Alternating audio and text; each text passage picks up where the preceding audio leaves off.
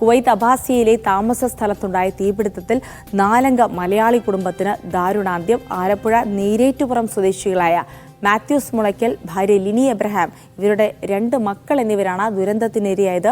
നാട്ടിൽ നിന്ന് ഇന്നലെ വൈകിട്ടാണ് ഇവർ കുവൈത്തിൽ തിരിച്ചെത്തിയത്. രാത്രിയാണ് കെട്ടിടത്തിന്റെ 2ാം നിലയിൽ തീപിടുത്തമുണ്ടായത് എന്നാണ് ലഭിക്കുന്ന വിവരം. ഷോർട്ട് സർക്യൂട്ടാണ് തീപിടുത്തത്തിന് കാരണമെന്നാണ് പ്രാഥമിക നിഗമനം. MC നാസർ ഉണ്ട് വിവരങ്ങൾ നൽകാനായി. നാസർ, അതിദാരുണമായ ഒരു വാർത്തയാണ് ഒരു കുടുംബത്തിലെ മുഴുവൻ ആളുകൾക്കും സംഭവിച്ചിരിക്കുന്ന അപകടം. അത് ഈ കെട്ടിടത്തിൽ ഒരു വലിയ കെട്ടിടമാണെന്ന് ആ ദൃശ്യങ്ങളിൽ നിന്ന് മനസ്സിലാകുന്നുണ്ട്. ഈ കുടുംബത്തിൽ ഈ ഫ്ളാറ്റിൽ മാത്രമുണ്ടായ ഒരു അഗ്നിബാധയാണോ? എന്താണ് സംഭവിച്ചത്?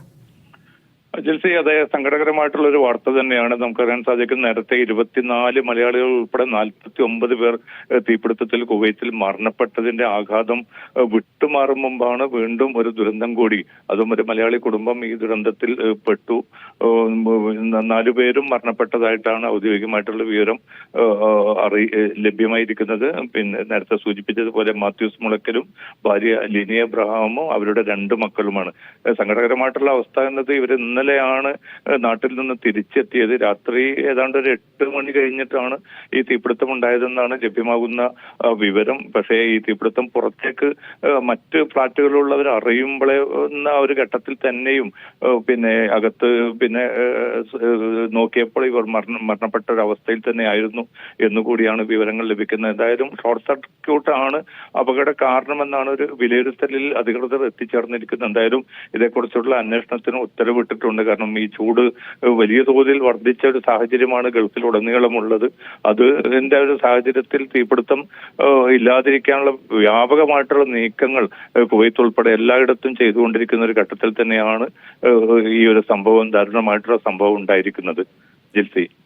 ശരി നാസർ, എന്തായാലും വളരെ ദാരുണമായ ഒരു വാർത്തയാണ് കുവൈത്തിലെ തീപിടുത്തത്തിൽ. കുവൈത്തിൽ നിന്ന് ഇടയ്ക്കിടയ്ക്ക് തീപിടുത്തത്തിന്റെ വാർത്തകൾ വരുന്നുണ്ട് എന്നുള്ളത് കൂടിയാണ്. കാരണം കടുത്ത ചൂട് കാലം കൂടിയാണ്. നമ്മുടെ നാട്ടിലും ചൂടുകാലത്ത് ധാരാളം തീപിടുത്തത്തിന്റെ വാർത്തകൾ വന്നിരുന്നു. പക്ഷേ ഇത്തരത്തിൽ ജീവൻ നഷ്ടപ്പെടുമ്പോൾ ഒരുപാട് കാര്യങ്ങൾ ശ്രദ്ധിക്കാനുണ്ട് എന്നുള്ളതാണ് നമ്മുടെ ഒരു പ്രേക്ഷകൻ ആരിഫ് പറയുന്നുണ്ട്. ഈ കുവൈത്തിൽ വീണ്ടും തീപിടുത്തം, ഈ കുവൈത്തിൽ നിന്ന് വാർത്ത കാണുന്ന ഞാൻ എന്നൊക്കെ പറയുന്നുണ്ട്. എന്തായാലും എല്ലാ കാര്യങ്ങളും കൂടെ ശ്രദ്ധിക്കുക. കാരണം അവിടെ ഒരു പ്രാഥമിക നിഗമനം ഷോർട്ട് സർക്യൂട്ട് ഉണ്ടായതാണ് എന്നുള്ളതാണ്. വളരെ പഴക്കമുള്ള കെട്ടിടങ്ങളിലൊക്കെ ജീവിക്കുന്ന ആളുകളാണെങ്കിൽ, താമസിക്കുന്ന ആളുകളാണെങ്കിൽ അത്തരത്തിലുള്ളൊരു സുരക്ഷാ പരിശോധന നടത്താൻ അവിടെ സംവിധാനങ്ങളും അധികൃതരും ഒക്കെ ഉണ്ട്.